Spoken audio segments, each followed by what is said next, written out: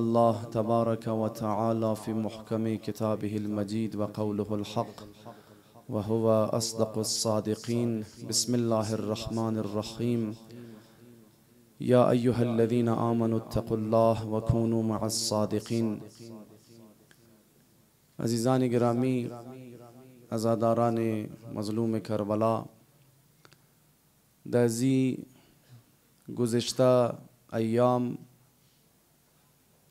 به خاطر بارش باران شدید سیلهایی که آمدک دمنه تمام ملک تقریبا مخصوصا دمنه صوبه بسیار محرومی بلوچستان بسیار زیاد تباهکاری ها انجام داده. در اطراف بلوچستان شاید میتن انسان بگه که هیچ خانه‌ای نمانده که نقصان ندیده باشه. مردما تمام زندگیشان را آب برده. واقعا آدمای نادار، آدمای غریب درو در دشت یا بری کو یا در لب رود درو زندگی مونند زیری یک دانه پلاستیک خلاصه یک تنت هم لاونار درو ملاو نموشه. بسیار شدید صورت حال در سند هم میترسته. در دهاتایشی دمنه بعضی از گاوها و دهاتها خود تا حالا مگه آوسته، هنوزم دمنه خانه های مردم آوسته و بسیار زیاد در سخت و مشکل صورت حال درو زندگی کدره ایستن. واقعا دمنه هزارتاونم اگر بورین توخ کنین دمنه امزو گلی که رای سیل استه. ما امروز رفته بودیم برای از یک بینگرنی از نزدیک چی صورت حال است. رای سیل آورده تقریبا تا نیمی دروازه ها تقریبا تا نزدیکای 5 فوت رکسته باجری و سنگ آمده. دروازه های خانه های مردم بند شده. در درون خانه های مردم آو رفته. یک بلوک خانه ها کسته دیوارهایشی از تا بنیادشان خراب شده. بعضی از خانه ها چپه شده، دیوارهایش چپه شده. سامان خانه خوزیج خانه سالم نمانده، تمام خراب شده دیگه. امروز مرفت یک دانه خانه را توخ کده که دروازهش فقط یعنی قدر جای منده بود که سر خو خم کده از منی دروازه خانه شی آدم میتونست درون خانه بره. یک قدر دمری روড کسته کوٹ شده بود، اونمو قدرم در درون خانه رفته بود. تمام خانهش پر از گیل کسته. 2 روز زدن کسته مدان خانه خورتانستان صاف کنن. سنگی سخت باجری واقعا بسیار شدید صورت حال خراب است. مردم آوی خوردوی خور نداره. منی حوزای مردم آوی سیلاب رفته دیگه قابل خوردو نمانده. راه هم که بنده، نه گو تنکر رفته میتونه نه گو چیز. لحاظا بسیار سخت صورت حال شروع است اونجی. لحاظا در شدت نیاز است که شما مؤمنین و مؤمنات برای عزیز سیل زدگان حالا بورین مردم هزارتاون بالاخره هرچی نباشه جانی نقصان نکدن. خانه هایشان اگر یک دیوال چپا شده باز پورا خانه است کم بیش سامانا و اینا خراب شده. یک هفته 2 هفته وری یک ماه وری شاید زندگی از اونا سخت تیر شونه. واقعا هم سخت تیر میشه. اما در اطراف بلوچستان عرض کردم خانواده ها صدها خانواده ها کسته تمامی زندگیشان را آو برده. اونا دیگه برای ازی که دوباره زندگی خور تیار کنه شاید سالها وقت بلگه. لحاظا نیاز در کمکی مؤمنانه شما عزیزان گرامی داره. مختلف جایا کمپا لگیده شده. منج در مسجد برو هم بخیال ما اج آقای موسی حسینی که است کمپ زدن. انشالله کوشش کنین قدر وسخو بیتنین کمک کنین تا که دازی عزیزا برسه. حدیثم مدری مگه من اصبح ولم یهتم بامور المسلمین فلیس بمسلم. هر کس صبح از خواب بال شده در فکر امور مسلمین نباشه و مسلمان گفته نمیشه. لہذا انسان باید کمک های خوره داشته باشه. برای عزیزان یک صلوات بخوانین بر محمد و آل محمد. محمد و آل محمد. خب عزیزان گرامی، دیشب گفتگو درباره معیارهای انتخاب همسر و ازدواج جاری بود. ما بعضی از نکات خدمت شما عرض کردیم. گفتیم که اولنا و مهمترین ملاک و معیار انتخاب همسر دین و دینداری است، ایمان است. این را باید ما در نظر داشته باشیم. واقعا اگر یک انسان دیندار باشه بسیار زندگی راحت قد از او تیر موشه. بسیار در راحتی موشه از برای مشکلات زندگی انسان قدم خوشته تیر شونه. پیغمبر خدا فرمود اگر دختر خورد یک انسان فاسد و فاسق بدین هر روز فرشته ها بر انسان لعنت مونه. و پدری که دختر خور بال کرده دیگه انسان بدین بده، دیگه انسان فاسق بده، پیغمبر خدا فرمود فرشته ها هر روز شیره نفرین مونه، لعنت مونه. چقدر واقعا سخت است برای یک پدری که غافل باشه و این کار را انجام بده. دویمنه شعر ما عرض کردیم خدمت شما که بحث اخلاق بود. اخلاق را باید در نظر داشته باشه انسان. شکل و صورت ظاهری هیچ وقت تاخیر را باقی نمونه، از بین موره. این اخلاق است که زندگی را خوبصورت مونه، این اخلاق است که رشته را بسیار محکم مونه و تعلقات را بسیار زیاد مضبوط مونه، یک مضبوط بنیاد تیار مونه برای زندگی انسان. اینا تمام خاصیت های اخلاق. عرض کردیم که اخلاق اگر دمنه زندگی زن و شوهر باشه، دو نفر اگر با اخلاق زندگی کنه و بنیادشان قد اخلاق اشته شده باشه، دین و اخلاق، یعنی دو نفر رفیق میشه با هم دیگر، یعنی دو نفر منش رفاقت ایجاد میشه، پیوندی رفاقت دمنشان مضبوط میشه و رفیق هیچ وقت پشت یک دیگه خور خالی نمونه. عزیزان گرامی، شما توقین عرض کردیم دیشاو، بعض اوقات دمنه زندگی اگر میبینی همسر انسان در مقابل بد و بیراه گفتنهای خسر و خسر مادر، بد و بیراه گفتنهای خواهر تو یا برادر تو یا ایکوابه تو خاموش میشنه و در مقابل زو درو به احترامی نمونه، انسان باید بفهمه که واقعا می زن زندگی است. واقعا خیلی جای مهمی است عزیزان گرامی. متاسفانه بعض اوقات پدر و مادر اینقدر امروز اتفاقا امروز صبح یک دنه مادر کسته اولاد چی در بغل چی در دفتر از ما آمد، بنده خدا گریه کرده، مگه ما میخوایم شوهر خود طلاق بگیرم. بابا چی شده؟ مگه خسور مادر ما تاموشه بال موشه مرا فحش میده، مگه نه از ما پدر میله نه مادر مرمو بخشن، مگه تمامی خاندان مرمو فحش میده. او تر فحشا میده که نال ما برای منبر نمیتونم بگم و بیان کنم. واقعا گریه مکد در او بنده خدا. خب این زنی که حالا او خوب بالا کیس فرق مکد تحمل نتنسته بے صبری کده، حالا فرض کن یک بعضی زناست صبر و تحمل مونه اینمی بد و بیراه گفتن ها و بد اخلاقی ها و بدخویی های خسر مادر را تحمل مونه، عمده شکایت نمونه. واقعا خب این زن واقعا ارزش داره برای زندگی. خب درست است ما از شوهر گرامی از تو توقع نیست که مثلا تو بای بعض اوقات بعضی زنام البته خب غلط توقع پیدا مونه، غلط توقع داره. مثلا مگبور مادر تو یعنی حرف را مرا زد، خب من چیکار کنم؟ ما مسئول زبان و دان مادر خواستم، مثلا ما مثلا وظیفه زبان مادر خور گرفتم، مو زبان ازوی دیگه اختیار دارم، موگه یک چیزای توقع دارم ما برم برای دان مادر خو بزنم، مثلا برای دان پدر خو بزنم، ما توقعی غلطی است. خب ما چیکار کنم؟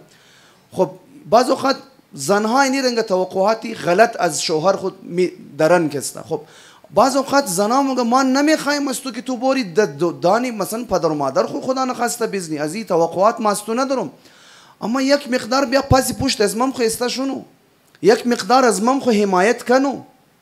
پدر و مادر تو زندگی رو برای مزار کده، ما د چی مصیبت درو زندگی رو تیر مونم از خاطر یمزی تنشنایی که پدر و مادر بعض اوقات بیریای خور میده، منگرنی بنده خدا بلد پریشر پیدا کده، شوگر پیدا کده، مشکل اعصاب پیدا مونه، کمر دردی پیدا مونه، پیش دکتر کی برو مگه تمام ش از خاطر تنشن و استرس است. چقدر ظلم بعض اوقات پدر و مادر د حق یک دنه بیری خو انجام میده بلا وجه، واقعا بلا وجه. حالا یک وقتی اگر فرض کو او گناه داره، ایگو نقایص داره، ایگو غلطی است سرزد مشه، باز اونجام جایش نیه که تو بگیری زندگی رو بریزو حرام کنی، جهنم تیار کنی. بابا بیا سمجاو کنو، انسان تربیت کنو، شیره قابل تربیت شدن است، یاد بیتی زندگی کدن را شیره. ایگو اشتباهی شیره گوشزد کنو، متوجه کراو کو. اما متاسفانه خب شوهر چی کارمون اینجی؟ شوهرم بعض اوقات قد پدر و مادر امروز می کسی که صبح گفتم میامتر مگه شوهرم قد از اونا قاطی اونا رو حمایت شمونه، مگه راست مگه پدر و مادر خوب مونه که تو را میگه بار میزنه. چقدر ظلم است واقعا بعض اوقات. اینا را این معلوم میشه که این آدم نه دین داره، نه انسانیت داره و نه اخلاق داره، هیچ کدام از معیارها را نداره. خب یک جمله که مومی مادرار بعض اوقات میگی، خب مادر گرامی خب قبل از ازدواج تو باید چیزا رو تو میکردی، قبل از ازدواج بدینا. حالا دیگه توی صبر کنی و نموگه بسوزی و بسازی دیگه. حالا اونو تیم یعنی چیز است، صبر کو. حالی باید این عزیزان گرامی. خب یکی دیگه از معیارهای انتخابی همسری است عزیزان گرامی، جوانای عزیز، مگه برین از او خانواده های همسر و شریک حیات انتخاب کن که اصالت داشته باشه.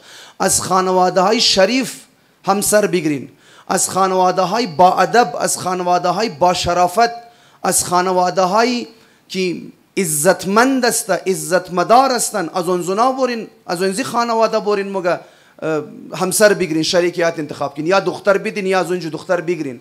انزینجی مثلا برین تحقیق کن درباره خانواده، درباره کاکات. پیغمبر خدا روایت داره مگه وقتی از ایگو خانه خستی ایگو دختر بگیری، درباره خاله شی، درباره مامای شی، عمه شی، کاکای شی، برارا و خوارا، درباره تمامش برین تحقیق کنین. توخکن که این چی رنگ فامیلیه، امو اخلاقی که دمنی از فامیلی حاکم است، امو کلچر و فرهنگ و طرز تفکری که دمنی از فامیلی حاکم است، اونمور شما مفهمین از تحقیق کدو مفهمین که اینا چی رنگ خوی داره ای فامیلی. آیا هم زنایی است که کاملا آدمای نفسیاتی هستن، از او فامیلیه. از او فامیلی هستن که در یک دو خلاصه دوکری شروع مونه، جنگ و جدل شروع مونه، اعصاب ندارن. از او فامیلی که زیاد گپ میزنن، زیاد. منی فامیلی دیدین، بعضی از فامیلی ها دیدین خیلی منش سر و صدایه، 4-5 نفرش که یک جای موشه دیگه موگن و میخندن و خلاصه یک فامیلی کلو گپ زدو والا فامیلی است. بعضی از فامیلی ها منگرنی اپوزیت از اینه، یک گنٹه بوری قچی بشی اگر قچی گپ نزنی خطو گپ نمیزنه، خاموش است. یک بنده خدا میگفت ما قدمی تر یک فامیلی ازدواج کردم، خود از ما زمزی فامیلیایی بودیم که تمام روز منی خانواده از مو گپ زدن است، حرف میزنیم قدک دیگه خو، تا که یک منی گو گدرینگ فامیلی جمع مشی دیگه خاموش نیستیم، موگیم و میخندیم و خلاصه قصه و از اینا. قد از او فامیلی رفته ازدواج کرده که اینا همزو فامیلی خاموش است. موگه یک وقتی یک سفر رایی شدیم، سفری طولانی 5-6 گنٹه سفر بود مثلا کسته. رفتیم دمنی سفر، موگه منی گاڑی سفر شروع شد، موگه 3 ساعت 4 ساعت تیر شد، منی گاڑی یک دنیز ندارو حرف نمیزنم، خاموش. موگه ما آخر درو ممردم، موگه درو مخوردم خورد. یک مرتبه موگه یک دفعه جیغ زدم، موگه جیغ کی زدم خسور ما که درو گاڑی رو میچنان، یک دفعه بریک زد، خدا چیک شد بریش یا ٹھیک ما چی گاڑی رو کنار زد، گفت چی شد دخترم؟ یگو مشکل مافتم. نه یگو مشکل نیه، شما چرا گپ نمیزنین؟ ما مردم از اینکه 3 ساعت موگه یک نه که ناراض باشه قد ازو بری، موگه ناراضم نبود قد از من، نه یک چی منگرنی درو موگه من گاڑی کتاب میخوانه و دیگهش قد موبایل خو یک دنیش ده سوچای خویه، موگه هیچ گپ نمیزنه. خو آخر یعنی فرق من خانواده ها. موگه 4 سال وقت لگید تا ما خوی ما قد ازی خانواده لگید، تا یک مقدار ما کم زره گپ زدوی ما کم شد، تا یک مقدار بعد از 4 سال و بچه ده گپ ما زوبو برکت خلاصه قد از ما گپ میزد زوبات. 4 سال بعد موگه قد دیگه خوی بو یک دیگه خانواده ها فهمیده واقعا. اینی میترسته باز اوقات زن. لہذا خانواده های را انتخاب کنه انسان کی شرافت خانوادگی داشته باشه، اصالت خانوادگی داشته باشه. امام صادق علیه السلام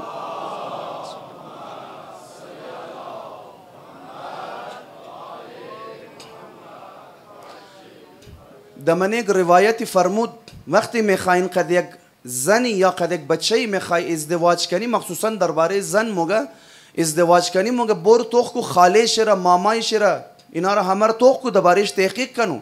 چرا؟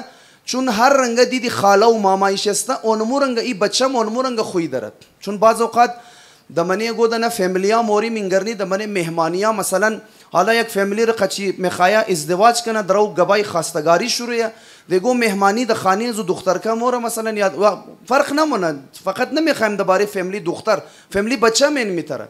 مثلا د فامیلی بچه رفته مهمانی منگرنه یک دنه مرتیکا که استمونج د ساری سفره یک دنه بچه ریزه د پروی بریشم پلیت را غلط اشته، یک شور برزو دل شسته قدم زو پلیت دروی زو بیزنه که چرا تو پلیت را کم زره پیش از ما کی لشته مثلا پرسان آوایی آدم کیه؟ مگان این مامای ماموشه. خب مامای تو بنده خدا ای چی آدم خوره، اینال میخواست تو آدم بخوره. چی رنگ آدمه؟ مگه نه مگه حلال زده پسی مامای خموره. خلاصه مامای انسان خیلی بر انسان اثر داره، خاله انسان خیلی بر انسان اثر داره.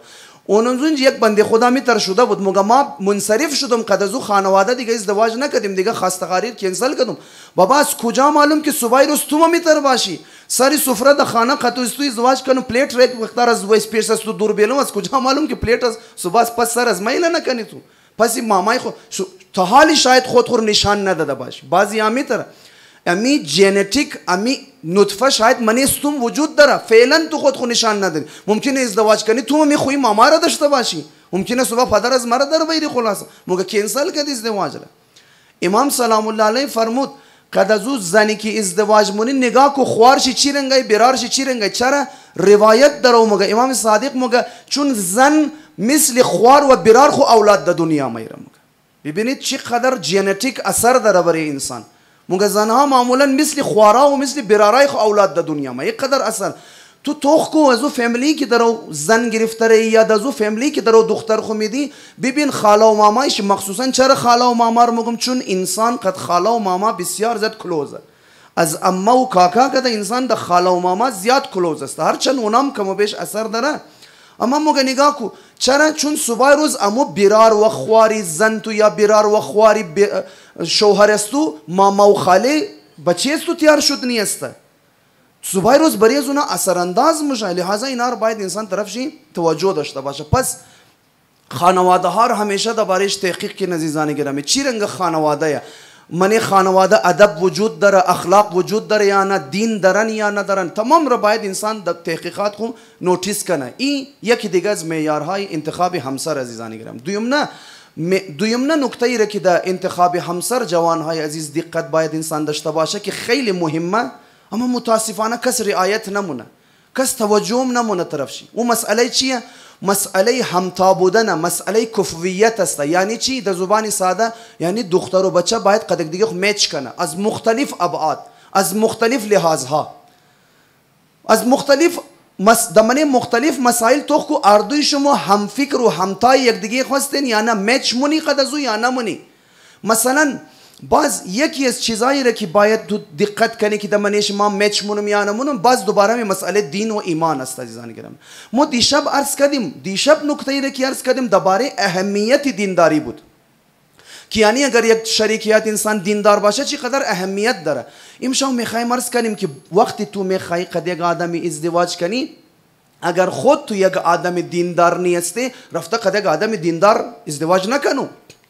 مثلا یک آدمی که خیلی پایبند دین نیسته، خیلی برایش حلال و حرام اهمیت نداره، خیلی برایش در ذهن خیلی کنسپت محرم و نامحرم نیه، تو اول خو البته این رنگ آدم رفته قد یک آدم دیندار ازدواجش نمونه.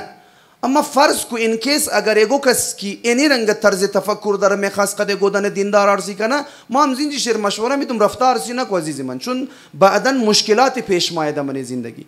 یا برعکس اگر خود تو یک آدم دیندار استه، خود تو پایبند دین استه، پایبند حلال و حرام و محرم و نامحرم دمن زندگی خواسته، اهل نماز و روزه و این چیزا استه، رفته قد یک آدمی ازدواج نکنو که دمن دینداری خود سست استه، اصلا دمن دین زندگیش رنگ و بوی دین وجود نداره، قد از او آدم ازدواج نکو، مشکلات ایجاد مش عزیزان گرامی. روانشناسا عزیزان گرامی اینا ماین چی مگن اگر یک دو نفری از مختلف ابعاد قد دیگه خو میچ مونه، مثلا حالا فرض مونیم یک دو سه دنه دیگهش که از کدام لحاظ انسان باید توخ کنه که انسان باید میچ کنه، مهم مسائل، حالا از هر لحاظ خو نمیگیم که میچ کنه، از لحاظی چند دنه مهم نکته ها. اینا میگن اگر دو دنه زن و شوهر، دو دنه زن و مرد اگر از مختلف ابعاد قد دیگه خو میچ کنه، اما اگر از لحاظ دین و دینداری قد دیگه خو میچ نکنه، اینا زندگی نمیتونه. قد از دیگه چیزا مثلا ازولبا اگر از لحاظ دین اگر قد دیگه خو میچ کنه، اما از دیگه لحاظ ها قد دیگه خو اگر میچ نداشته باشن، همتای یک دیگه خو نباشه، ممکنه زندگیش از لحاظ کم ذره سخت شونه، اما چون هر دویشن دیندار است میتونه اینا زندگی رو چیکار کنه پیش ببره. اما اگر از هر لحاظ میچ مونه لیکن دینداریشن منیشن میچ نمونه، مگه اینا زندگی نمیتونه، خیلی مشکلات در من زندگیشن ایجاد میشه. مثلا چطور مشکلات ایجاد میشه؟ تو یک آدمی دیندار استی، مثلا دختر یک آدم دیندار است، رفته قد یک آدمی ازدواج کرده که اصلا پایبند دینش نیه بنده خدا، چیکار میشه؟ صبح روز وقتی که دختر میخواد از من خانه حجاب کده برو بدرشونه، شوهرش میگه من خوش ندارم تو حجاب کنی، خوش ندارم حجاب کنی، چیه یک منجول را دسر خو انداخته برو موری. ما آدمای پیشرفته ای موگه، ما آدمای نمیدونم ترقی یافته است، ما روشن فکر است، تو نباید این چیه حجاب میجاب چیه است، امو تر میخوایم تو خوش دارم تو امو تر از خانه برو بدرشو، مخالفت منعقد است، در حالی که تو آدم دیندار است. واقعا اینایی را که ما عرض منم خدمت هستم اینا تجربه های عزیزان گرامی. چند وقت پیش مخصوصا همونایی که در یورپ زندگی مونه، نمیگم تمامشن، بعضی هایشن که در یورپ زندگی نه، بنده خدا رفته مرتکه در یورپ نه دین دیگه منش منده، نه حیا د منش منده، غیرت عقلم از منش تمام راز از دیس داده بنده خدا. دختر را که دیندار است پدر و مادرش بال کده دیگم چونین آدم میمیده. مسیج کده بود مگه ما میخوایم در من یورپ زندگی میخوایم برو بدرشنم قد حجاب مگه مر نمیله مگه تو میتر سرلوج برو بدرشو. ما در 21st century زندگی مونی. ای چیه؟ ما صبح روز یک دانه پارتی موری که است اونجا تمام آدمای روشن فکره، آدمای ترقی یافته اونا خود برهنه مونه. ای چی رنگ ترقی یافته هایی که خود برهنه مونه؟ تو اونجا موری مگه یک جول کده مور اینجا آبروی از مر مبر فلان اینی رنگ مر گبا میزنه مگه مر. عزیزی من مگر حجاب مگر غیرت مگر حیا کهنه شدنی است. اینا ربط به دین هم نداره. این صفات عزیزان گرامی اینا صفات انسانیه. اما ببینید مشکل پیش میاد صبح روز عزیزان گرامی، واقعا مشکل پیش میاد. دیگه چی مشکل پیش میاد؟ یک دنه دیگه مرا زنگ زده بود، میسیج کرده بود مگه ما صبحگاه دختر بود، ما صبحگاه میخوایم بالشونم نماز صبح خور بخوانم مگه شوهر مقدس ما جنگ مونه. مگه تو برای چی صبحگاه بال میشی؟ بابا برای نماز صبح بال میشم، نخواستم تو نماز صبح بخوانی، خو مرزدی خراب کردی کس نماز صبح خواندو نمیشت بنده خدا. خب چیکار میشه آینده؟ خب اینا خود تازه اختلافات من خودون شناسته. خدا نکنه صبح روز زمینار یک دنه اولاد بیده خدا. اون تیم خب باز یک جدا یک الگ محاذ واز میشه. مادر مگه بچه را رایی کو قرآن درس میخوانه، بابا مگه رایی کو بچه را انگلیش لنگویج سنتر درس بخوانه مثلا کسته. خب اختلافات دیگه. البته باز همین چې د منې بریکټ یک نکته تذکر میدم، باز صبح روز د خلاف مو حرف درست نکنه که فلانی د خلاف انگلیش لنگویج سنتر شده. بابا یک مثال درو مثال زدم که او فلان مادرش مگه که اونج قرآن رایی کو بخوانه، بابیش درو مگه انگلیش سنتر. ما د خلاف لنگویج سنتر نیستم عزیزان. اتفاقا ما طرفداری امزی هستم که جوانا باید بور انگلیش یاد بگیره تاکه بهتن دین خورده تمام دنیا معرفی کراو کنه. امروز جوانای از ما اگر انگلیش یاد داشته باشه میتونه امام زمان را در دنیا انترودیوس کراو کنه، میتونه دین خورده دنیا پھیلاو کنه. این بسیار زبان چیزی خوبی است. اما عرض کردم از بس دمنی جامعه از ما منفی تفکر وجود داره، از بس که کلیپ جور کدور یاد گرفته نال بعید نیست صبح یک دانه کلیپ تیار نمیگن تو ملاقات در خلافی لنگویج سنتر شده کسته. نه مثال زدم. مادر مگه اون رئی کونونجی، بابا مگه نه اونونجی. مادر مگه دختر باید حجاب کنه، بابا مگه که نه. بعض اوقات برعکسه، ممکنه بابا میگرنگه باشه مادر درو نمیلی کارار کنه. مادر دستای دختر را گرفته میخواد در مجلس بیره، بابا مگه نبره در مجلس. چرا در مجلس مبری؟ برای چی اونجا مبری شیره مثلا؟ یا برعکس میتر بابا میخواد بچه در مجلس ببره مادر نمیله مثلا. فرق من عزیزان گرام مشکلات. خب از بعد چیکار میشه؟ او طرفی که دیندار است او خاص خاطر شوهر خو یا خاطر زن خود دین خور خو اله دادن نمیتونه. اختلافات زیاد میشه، خدای نخواسته کار در کجا میرسه؟ در طلاق میرسه. یا شرعی طلاق میگیره یا اگر زیاد اهل آبرو عزت خو اگر باشه شرعی طلاق هم نکی نشونه عاطفی طلاق در من خانه خو گرفته. مو چی قدر طلاق عاطفی زیاد ده. طلاق عاطفی یعنی که شرعا طلاق نداده یک دیگه خوره، در یک خانه زندگی نه، زیر یک چت زندگی نه، اما مثل دو دانه آدمی بیگانه در زندگی. این موقع طلاق عاطفی. صبح تا شب قد دیگه خو گپ نمیزنه، صبح تا شب طلاق عاطفی میشه. اینی مشکلات پیش میاد. پس اول چیزی که توغمونی توغ کو دین چی قدستو میچ من عزیزان گرامی یا نه. ای اول نه. دویم نه نکته مسئله ایج است عزیزان گرامی جوانای عزیز. از لحاظ ایج باید که است زیاد دیفرنس نباشه منی دختر و بچه. ایره باید توجه داشته باشیم در منی ازدواجی زندگی عزیزان گرامی. مثلا ماهرین نفسیات و اونایی که دزی مسائل زن و شوهر و ازدواج و اینا مهارت دارن موقع زیاد که دیفرنس باشه از 5 تا 7 سال. مثلا اگر دختر 20 سال است بچه مثلا 25 تا 27 ساله باشه اشکال نداره، صحیحه. اما یک دفعه نه دختر 18 ساله مرتکه که است اوتم بچم نبوگی میتونی بوگی شیر مرتکه که است 38 ساله مثلا. اینج دیگه چند سال دیفرنس نیه بلکه اینج ایج دیفرنس نیه بلکه اینج جنریشن گیپ است. دو دانه جنریشن مختلف در اوقات دیگه ازدواج نه. بعض اوقات بال مون دختری 18 ساله را در یک دانه مرتکه مثلا 40 ساله بال کده میده. 22 سال ایج دیفرنس است. عرض کردم این جنریشن گیپ است.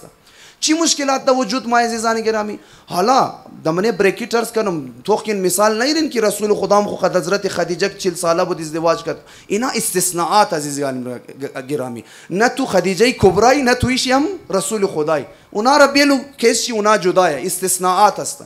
اما برای ما و شما چی مشکل پیش میاد؟ تو خو عزیز من اول مشکل که پیش میاد عرض کردم که حال اور دیگه بچم گفته نمیتونی مرتیکه دیگه مثلا 40 ساله او بنده خدا چی کار شده 40 ساله اکسپریانس است تجربه حاصل کرده بالاخره چی عمر انسان زیاد شد تجربه چی کار میشه زیادتر شده مور او بنده خدا تمام چیز را یاد گرفته دنیا دیده است بازار دکان ایلب ولب همسایه رشتہ دار قد مردما ملاقات همه چیز را گپ زدوی خو یاد داره فلان اما ما قدک دن دختر 18 ساله ازدواج کرده او ما خب بالاخره دختر 18 ساله تابالی یاد نداره این مسائل را گپ زدو را فعلا یاد نداره خیلی دمنه مردم نبوده ایگو جای دمنه گو محفل میشنه دمنه رشتہ دارا غلط گپ میزنه این مرتکز بعد د خانه مای مقابری مریم روز تو بردی تو گپ زدو خیات نداری تویش نمفهمی کجا خنده کنی تویش نمفهمی قد کی چی رنگ گپ بزنی بابا تو 40 ساله شده تجربه داری همه چیز را مفهمی این خو نمفهمه بنده خدا تمام روز منیشن جنگ تو یعنی گپ را نفهمیدی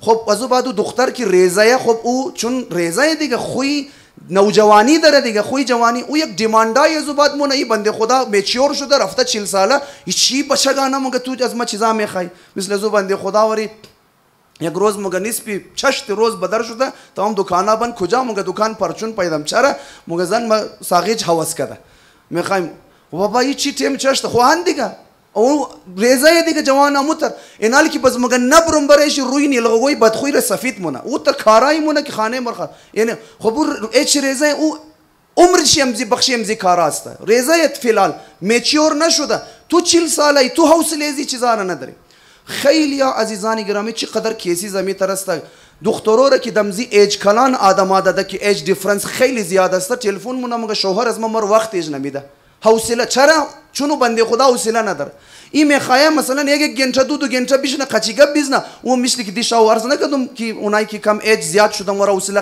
ختم شدم ورا او که 40 منت قچیگه میزنه مگه بس دیگه حوصله ما ختم شد دیگه بالش برو کارخانه رکن دیگه گپ زدن نمیتونه قدوز کس حوصله ختم میشه ازول به اون نوجوان روحیه نوجوانیه او بنده خدا رو به پیری است متاسفانه حالا مسائل اولاد دار شدن پیش مایا مسائل یک بلوک مسائل دیگه که حالا نمیشه از اینجا ما بیان کنم اونا سر جایش بماند این شد از زمانی که مرد اگر کلان باشه دختر ریزه باشه اینی مسائل برعکس چی بعض اوقات زن اگر ایچ کلان باشه بچه اگر ایچ کم باشه چی مشکلات پیش مایا اوته مثلا فرض کو بچه که است 22 سال 23 سال عمرشه زن مثلا 35 سال 36 سال عمر از است این دو نفر دیگه باور که مثل زن و شوهر زندگی نمونه بعض اوقات او تر سیچویشن ها در زندگیش پیش میاد فقط بگی یک ایکه قد بچه در زندگی کداره باور کن یک بنده خدا چیکار میکرد یک میتر یک دانه زن از یورپ بود زنگ زده بود که است میگفت شوهر از ما در هر گپ قد از ما مخالفت مونه بسیار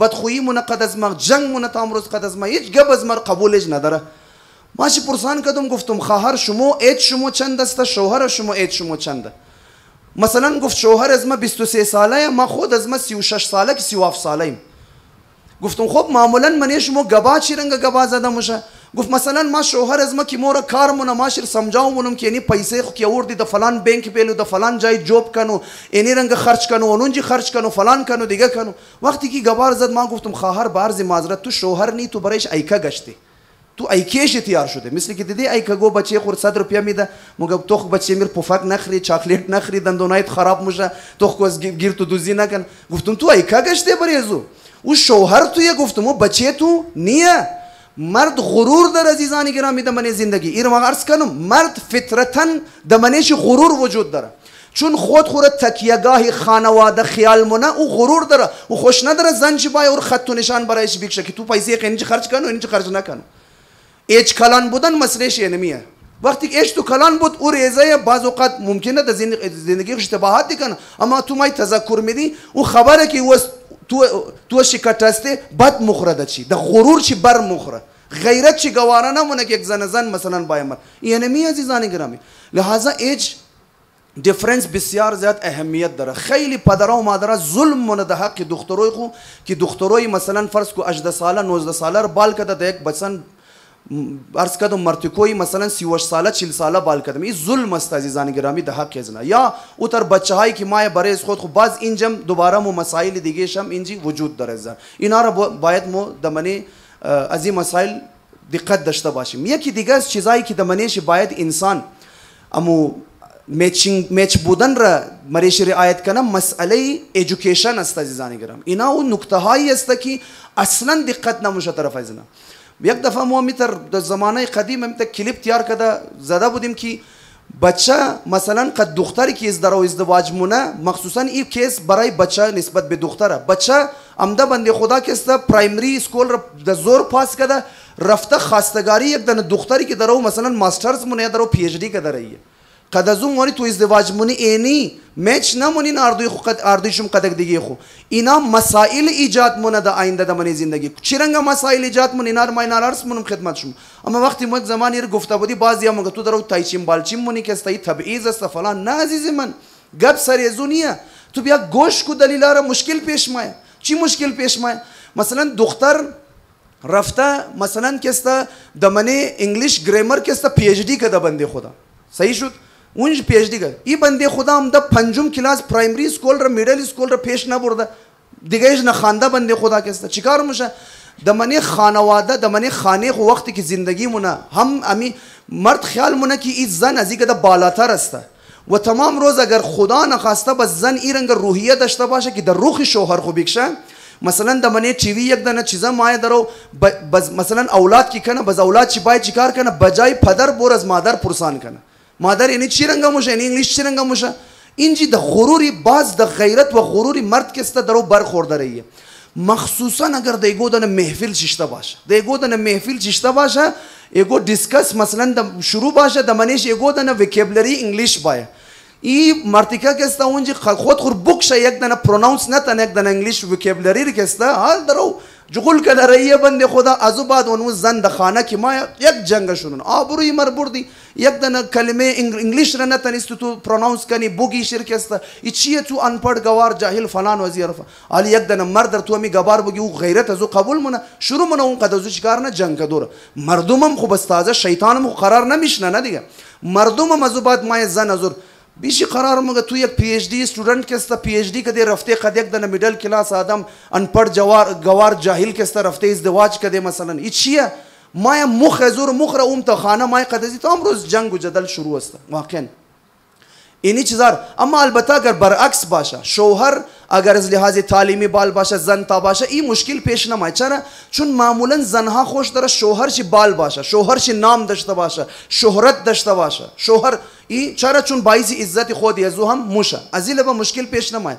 اما اگر برعکس شد باور کن عزیزان گرامی دمنه زندگی ایگو جای مشکل پیش میاد و اگر خدا نخواسته مشکل پیش آمد بعض اوقات جبران ناپذیر است. لہذا از لحاظ ایژوکیشن هم باید انسان توجه داشته باشه. حالا از لحاظ کلچر و فرهنگ باید توجه داشته باشین که از یک کلچر باشه از یک فرهنگ باشه بهتر است. نمیگم البته این فکترار کی ارزمونه میتر نی که 100% اگر نبود نه ممکنه شما گوتر کیس را پیدا کین که از دو مختلف کلچر زندگی نه خوبم زندگی نه باشه اما در بعض اوقات بس مشکلات هم ایجاد مونه. از لحاظ حتی تفکرات سیاسی هم باید میچ کنه. این ما خدمت شما عرض کنم در منی منطقه خودون از مو زن شوهری یک چی طرفدار یک پارتی بود یک طرفدار یک پارتی بود باور کن آخرش طلاق گرفته باور کن طلاق گرفته ویش دمنه خانهشان سیاسی جلسه ہے او از اونج ناره زور میزنه او از اونج ناره زور میزنه بعد از یک سال دو سال بندای خدا طلاق گرفتن. چرا؟ چون از لحاظ تفکرات سیاسی قدک دیگه خو میچ نمون وش یک چیز مگه وش مخالفت زورمون. حالا اگر یک طرفش یگو سیاسی فکر داشته باشه دیگه طرفش اگر دغمش نباشه مشکل پیش نمیاد. مثلا ما دغمش نیم که همسر از ما طرفدار کدام پارتی هیچ دغمش نیم مهم هم نیست برای از ما. خب اینج مشکل اونج پیش میاد اگر دو نفر بینگرنه که یک طرفدار سرسخت یک پارتی یک طرفدار سرسخت یک پارتی. در گذشته دیدن که در یک دنمزی متاسفانه انتخابات بابا و بچه لامنی جنگ کردن از خاطر امزی مثلا بچه زده بود بابا را سرش خون کرده بود باور کن از خاطر امزی چون پارتی ازو بای داده بود دمنه خانم ده بود اوقاتا تلخ او زده بود بابا که است بچه که است بابا را بیچاره را سر ازور خون کرده بود اینی ده من زن شوهر هم کارا موشه.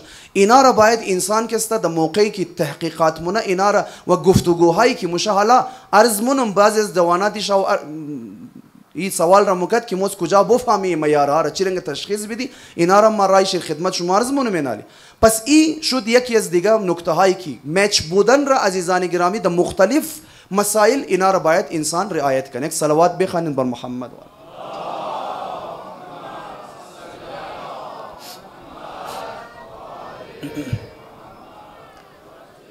یکی دیگه عزیزان گرامی از معیارهای انتخاب همسر اینی نکته که نال عرض منمی فقط برای زو کسایی نیه که هنوز ازدواج نکرده. این نکته حتی برای زو کسایی که ازدواج کردن و درو زندگی مشترک پیش موره برای زونام بسیار مفید است. او چیه؟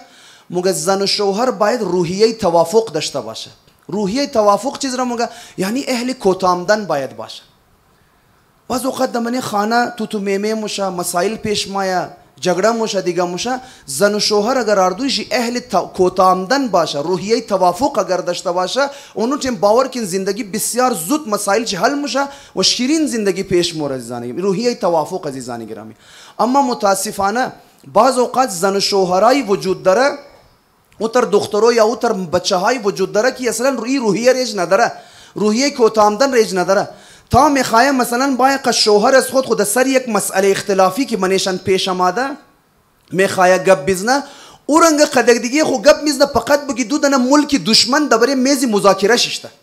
دیدین دودن ملک دشمن پاکستان و انډیا د سر یک میز مذاکره بشنه، از اول قدم زی سوچ میشنه که یک دنه مثبت پوینت ور ما ددنی نیم، یک وجب از خاک وطن خور ددنی نیم. دیدین قدم زی زن شوهر هم که روحیه توافق نداره اینا میرنگ ما قدر دیگه خو مذاکرات مونه که یک قدم ما کوتامدنی نیم، اویشم مگه یک قدم ما کوتامدنی نیم. خب زندگی تلخ میشه دیگه، نه تو کوتابیا نه او کوتابیا، خب جنگ دیگه، خانه زندگی خراب میشه واقعا. یک دنیشم اگر روحیه توافق داشته باشه عزیزان گرامی، روحیه توافق داشتن از تفاهم و اندرستندینگ کدام خیلی مهم تره. اندرستندینگ چی عزیزان گرامی که یعنی مثلا فرض کو البته دو انسان 100% هم قدر دیگه خو از لحاظ اندرستندینگ 100% میچ نمونه.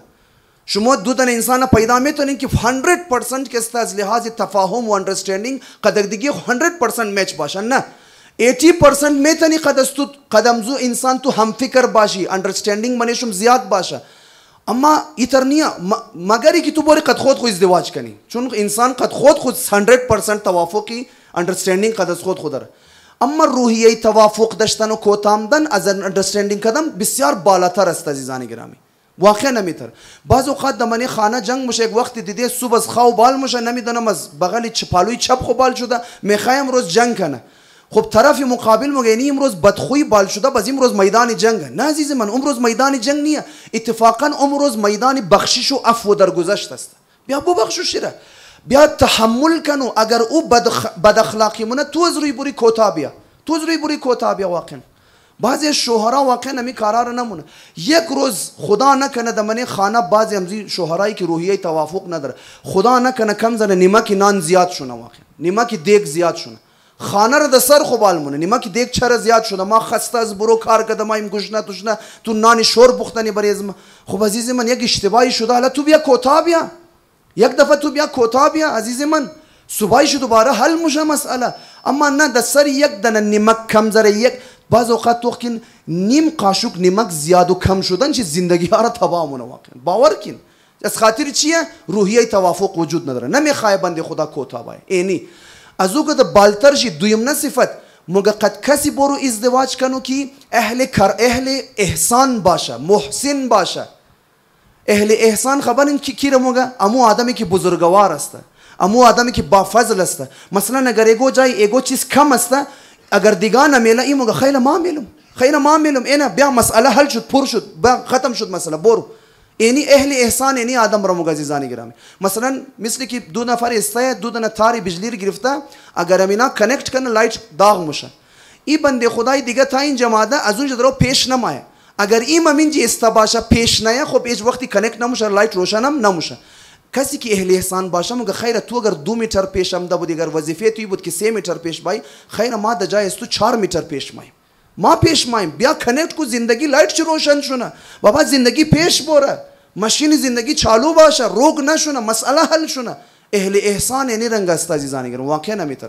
اما اگر اهل احسان نباشه عزیزان گرامی واقعا زندگی جهنم تلخ تیار میشه، زار وری زندگی تیار میشه عزیزان گرامی. اینیه انسان باید اهل احسان باشه. خب حالا بریم طرف امروز سوال که این چیزا را ما از کجا بفهمیم، این چیزا را از کجا ما بفهمیم. خیلی های امزی موارد مثلا اصالت خانوادگی شد، مثلا که است دین و دینداریش شد، اینای شد، اینا قد تحقیقات هم معلوم میشه عزیزان گرامی. باور کن یک نکته درباره تحقیق خدمت شما عرض کنم. شهید مطهری رضوان الله تعالی علیه در من یک از کتابای خود میفرماید مگه شما بعض اوقات مورین که است یک جوڑه بوت میخواین بخرین، برای امزی یک جوڑه بوت شاید بعض اوقات شما 8 घंटा 10 घंटा مورین چیکار مونین؟ تحقیق مونین. از این دکان دا دیگه دکان، از اون دکان دا دیگه دکان، کجا خوب بورد میلاو میشه. از این آدم پرسانین یاره گودن خوب دکان بورد خبر داره، از فلانی آدم پرسانی کدام بورد خوب است، کدام برند. تحقیق مونین دربارهش کی است. شهید مطهری رحمت الله علیه میفرماید مگه برای یک جفت بورد شما 10 घंटा تحقیق مونین، اما قد کسی قد بورد شما او بورد شاید زیاده 2 سال قد شما باشه، 3 سال قد شما باشه. اما مگه یک آدم را شما میخواین که 50 سال زندگی کنین، اما رفته 50 घंटा دربارش تحقیق نمونین. متاسفانه 50 घंटा در یک و دو بس تحقیق هم که بعضی یاره که مگه برو تحقیق خبری رفته چی رنگ تحقیق نه. مورا مثلا از همسایه پرسان نمی همسایه شما بچه چطور آدم؟ خوب آدم؟ مگان خوب آدم. خانه مایه مگون همسایش گفت خوبه دیگه، بس قصه ختم. بابا کم دیفاین کنو منظور است تو از خوبی چی رنگه. ممکنه یک چیزایی را تو در ذهن تو یک چیزای خوبی باشه، در ذهن زوم سایه چیزای خوبی باشه. ممکنه تو دینداریشی را مسئله خوب بدانی، اما او هم سایه ممکنه که است فرض کو خالی کالا پوشیدویش را خوب خیال کنه. مثلا آن یک آدمی است که صفا سوتره میگشته، از نظر زو شاید اونو خوبی باشه. تحقیق رم که مونی روست برو تحقیق عزیز من واقعا نمیرنگ است. انسان برا که تحقیق کنه یک بلگمزی مسائل فهمیده میشه. مامای شر برده بارش تحقیق کو، اگر اگو دکان داره یک روز بور یک لازه قچ بیشی گپ بزن فهمیده میشه عزیزان گرامی. از همسایه ها پرسان کو دربارشی، از رشتہ دارایش پرسان کو، اگر جوان بچه از کلاس فیلوز پرسان کو، اگر اگو جای جاب منا برو از امزو آدمایی که قچ دازو آفیس کارمونه زنا پرسان کو. بابا می چطور آدمه حلال و حرام را خیال مونه یا نمونه، محرم و نامحرم را خیال مونه یا نمونه. آجکل خود سوشل میڈیا فیسبوک آیدی شیر بال کو توخ کنو، چیرنگا کانتنت داره دمنه فیسبوک آیدی از خود مواد شیر برو توخ کنو. مختلف آدم ها، رشتہ دار ها، همسایه ها، کلاس فیلوز امونایی که قچی کار مونه، محله والای شیر از زنزنا برو پرسان کنو عزیزان گرامی. 60-70% دگیر تو جواب مایا کی آدم چی رنگه، از کدام خانواده تعلق داره، خانواده با شرافت است یا نیه، خودشی اهل دین است یا نیه است، واقعا اخلاقشی چطور است، اینا فهمیده میشه. یک را عزیزان گرامی که تحقیقات میشه. اما دویمنا رای را که میخوایم عرض کنم دمانی سوسایتی از ما خیلی های را قبول نداره، اما از نظر بنده حقیر هیچ اشکالی نداره، شرعا میگو اشکال نداره. چیکار کنه؟ اینمی تحقیقات اولیه‌ای که شد، امی تازه کی عرض کردم دمزی صورت تحقیقات که شد، از او بعد بس باین خواستگاری را پکا کنن، باین زن و شوهر را کسته در نکاح یک دیگهش در بای را کسته، خواستگاری شونه شرط و شرایط دیگه هم که حالا بعضی از مسائل رسم و رواجای تا یک حدی اونا را پورا کنه نکاح کنه. اما نکاح از اینا تمپرری نکاح کنه، اینی چیز را متاسفانه مردم قبول نداره.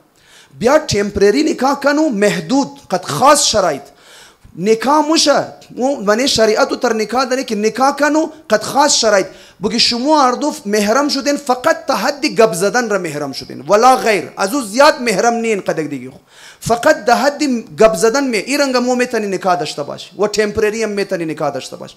بیار دختر و بچه را محرم کو قدک دیگه شی که گپ زدویشان گناه نباشه، قدک دیگه خو محرم شونه ده حد گپ زدن محرم کو، از او بعد اجازت بدی بس دختر و بچه در من خانه های پدر و مادرای خو رفت آمد داشته باشه.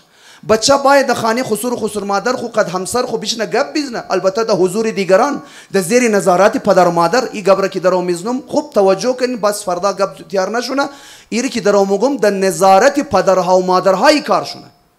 نمیخوایم بگم که دختر بچه خودون چنین کار کنه، اصلا این کار نمیخوایم بگم. پدرها و مادرها در تحت نظارت از خود بشندنه نکایشن رکنه محرم کنه اینا را با اینا گپ بزنه. 4 ماه 5 ماه یا علی مدد 4 ماه 5 ماه کسته اینا بشنه قدک دیگه چیکار کنه گپ بزنه. دمنی انزی 4 ماه 5 ماه زیزانی گره تمامی چیز واضح میشه، چون از نزدیک محرم شده، خانواده هم یک دیگه خور میشناسه، دختر و بچم خوب یک دیگه خور میشناسه، چی رنگ اخلاق داره، چی رنگ خوی داره، روحیه توافق داره یا نداره. دمانیم زی 5-6 ماه بالاخره انسانه ایگو گپ توبال موشه. اگر دید که بنده خدا توافق داره کوتا مایا بفهم که واقعا روحیه توافق داره ایش شد. محسن است، اهل احسان است یا نیه. کوتا مایا ایگو کمی و کاستی در زندگی است، پیش قدم ممده پورا مونه یا نمونه. کوتاهی های از مرا نادیده میگره یا نمیگره. خانوادهش چطوره؟ اهل نماز است یا نیه. حلال و حرام رعایت مونه یا نمونه. قد استمای درباره کاروبار خو گپ میزنه، د گپ گفتو مفهمه که حلال و حرام در زندگیش مهم است یا نیه. اگر ما شش گفتیم روز ما فلانی گرا کرن تا بازی دادم، فلانی شر اون تر بازی دادم، بفهم که اهل حلال و حرام نیست.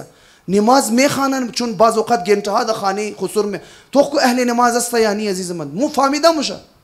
بعد از 6 ماه اگر دختر و بچه دیدن، خانواده ها دیدن که واقعا اینا در درد خو مخره، بگیرن عروسیشن رکنن، نکایشن را از تمپرری تبدیل د دائم کنه، برن از بعد خوش و خرم زندگی کنه. اما متاسفانه خانواده های از ما چیکار مونه؟ زن و فامیلی ها ما مثلا مور اول خو از بچه هیچ پرسان نه نگار رفته بنده خدا صبح خو بالجو د چیم ناشسته د سر سفرام دشته بچه ما بخش دختر پیدا کردی. از کجا پیدا کردی؟ شاو خو د صبح بخشش دختر کا پیدا کردی، از دنیا خبرم نیه بنده خدا. او دختر کیه، چی رنگ است، قد از من میچ مونه نمونه، ما قد از او گپ زدم نزدم، در دل ما میشنه نمیشنه، هیچ چیز از بنده خدا پرسان نه. از دختر خو هیچ چی، دختر من میتره، از بچه کی پرسان نه، از دختر خو هیچ چی، تو هیچ اختیار نداری. صبح که بال میشه موتور گادی شو دشوی دادی، ختم شد رفت.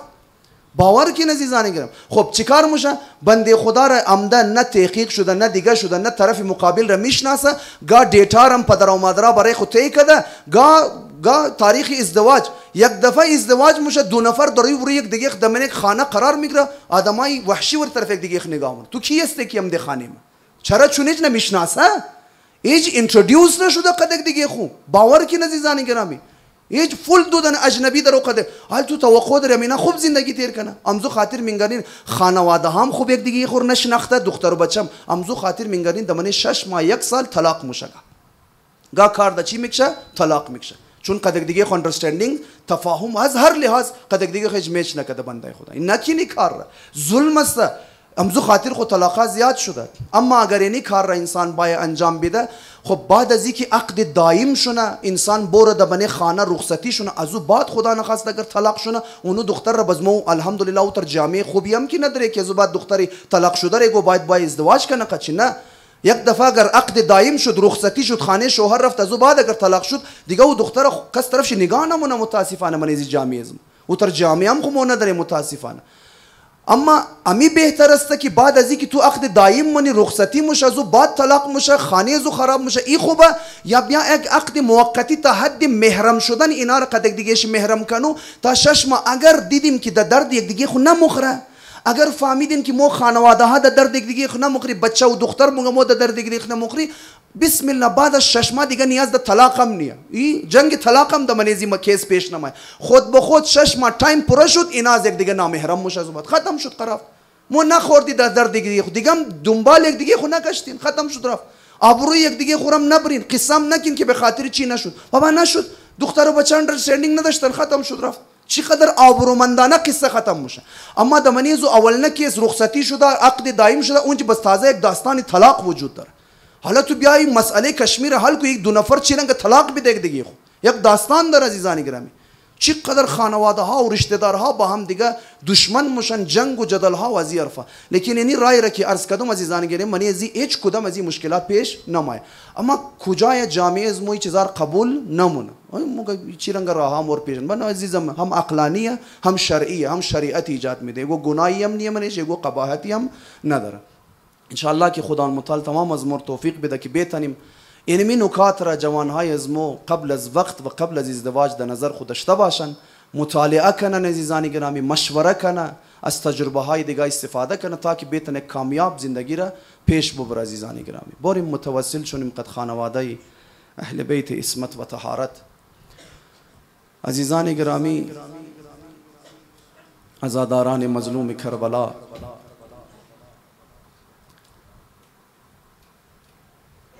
یکی از سختترین مصائبی که برای اهل بیت عصمت و طهارت نازل شد، در خرابه شام بود.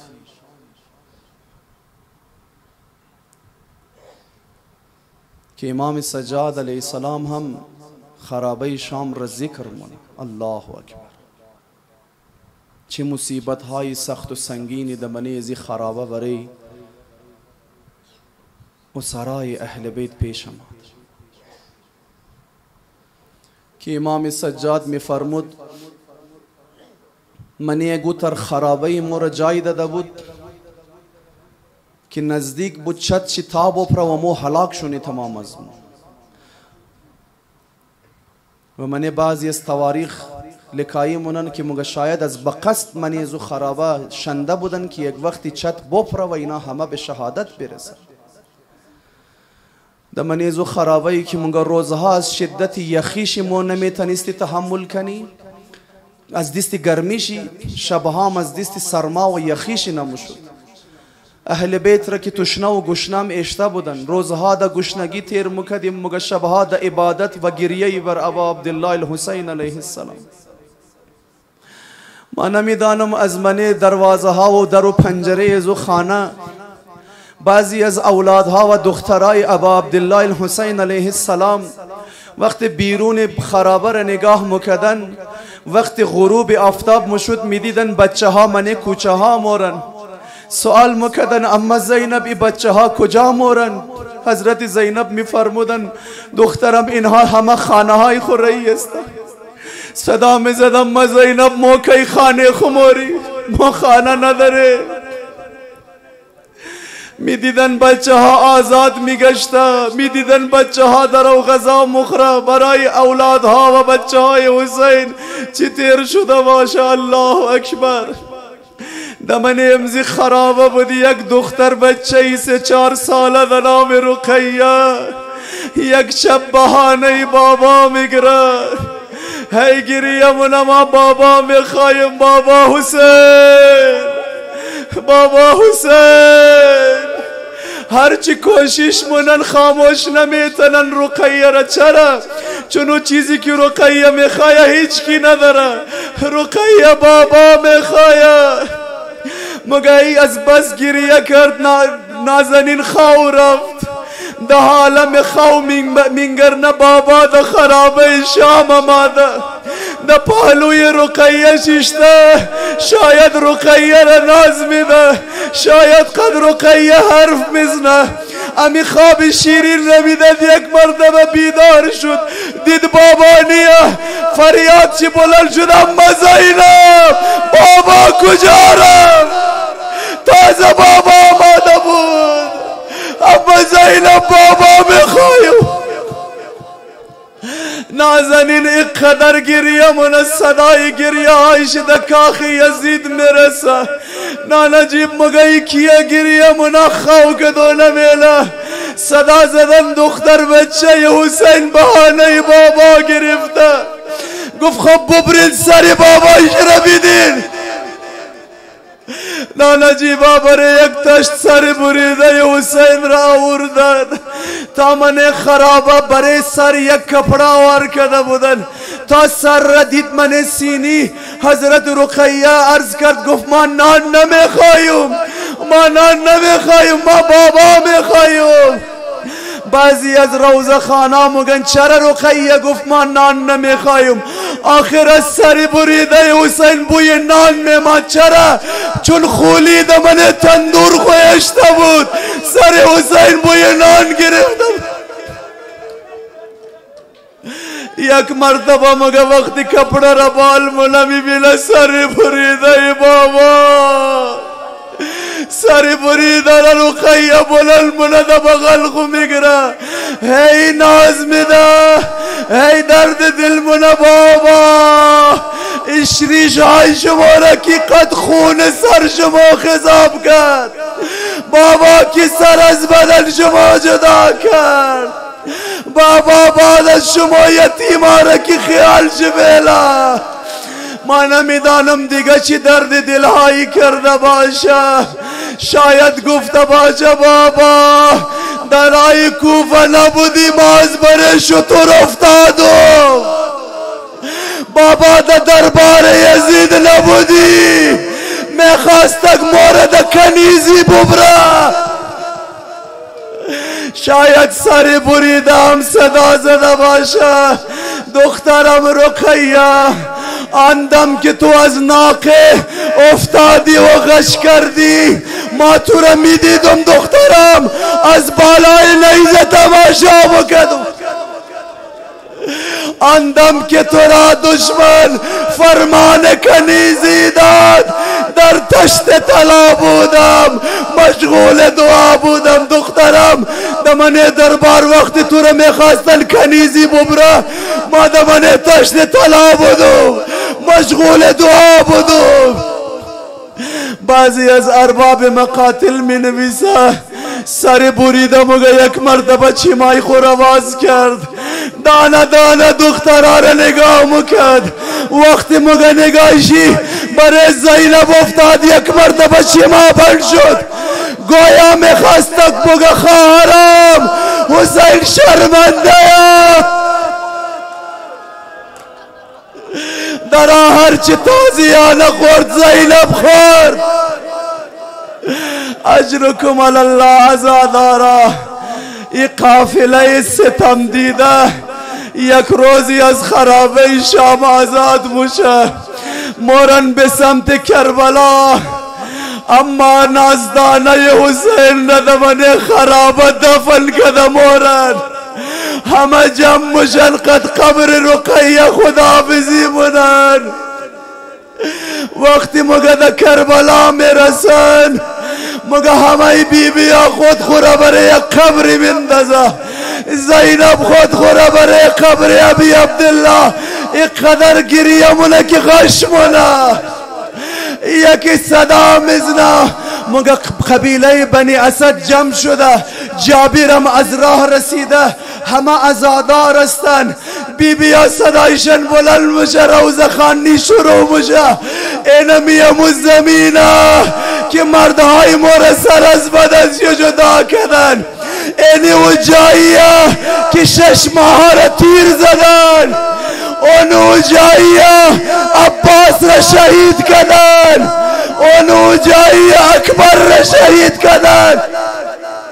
آمدن من گودی قتلگاه و اینی و جاییه که نازنین زهرا را سر از بدن چه جدا کردن.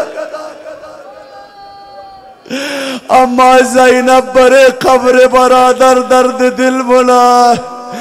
برادر ابو حسین خواهر داغ دیده تو برگشت کربلا، اما برادر از ما پرسان نکن و 3 ساله تو کجا شد؟ برادر 3 ساله تو را در خرابه شام.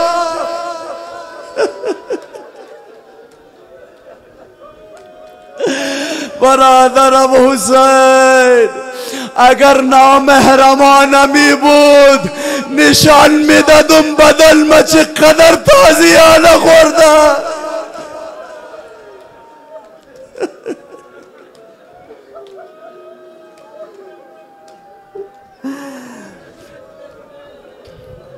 اما این خانواده کرام مدیون هیچ کس نمیمانه. مگه وقتی همو آدمی که کاروان را از شام تا مدینه همراهی کرده بود، چون در راه قد از اینا خوب برخورد کرده بود، مگه وقتی در مدینه رسید زینب کبرا زنها را صدا زد، یک کپڑا را آوار کرد، گفت هرچی از اون مال غارت شده باقی مانده جمع کنین. یکی چوری طلا آورد، یکی هرچی مال و دولت داشت آورد دمنه کپڑا بل کرد. زینب کبرا بال کرد، دستای امزو آدم داد، گفت ای هدیه از جانب خاندان رسول خدا. او آدم حیران مورا، بی بی جانی هدیه را چرا مر میدی؟ زینب کبرا صدا زد، به خاطر که از شام تا مدینه تو خود از ما خوب برخورد کردی، یعنی دیگه بچه ها را تازیانه نزدین، یعنی دیگه دخترها را سیلی نزدین، یعنی دیگه گوشوار از گوشا کش نکدین.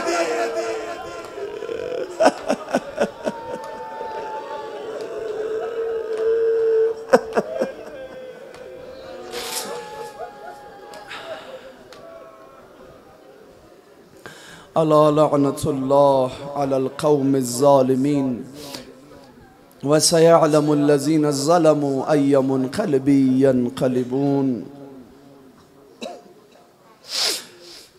پروردگارا به حق ام المصائب زینب کبرا سلام الله علیها تعجیل در فرج آقا امام زمان بفرما. خدایا به حق ام المصائب حضرت زینب سلام الله علیها گناهان کبیره و صغیره همه ما را ببخش و بیامرز. خدایا به حق حضرت زینب سلام الله علیها با مغفرت گناهان منقلب امام زمان از ما راضی و خشنود بگردان.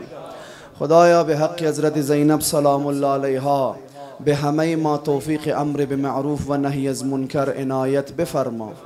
خدایا به حق زینب کبرا سلام الله علیها حاجات شرعیه همه مؤمنین مؤمنات ملتمسین دعا جمع حاضر برآورده با خیر بفرما.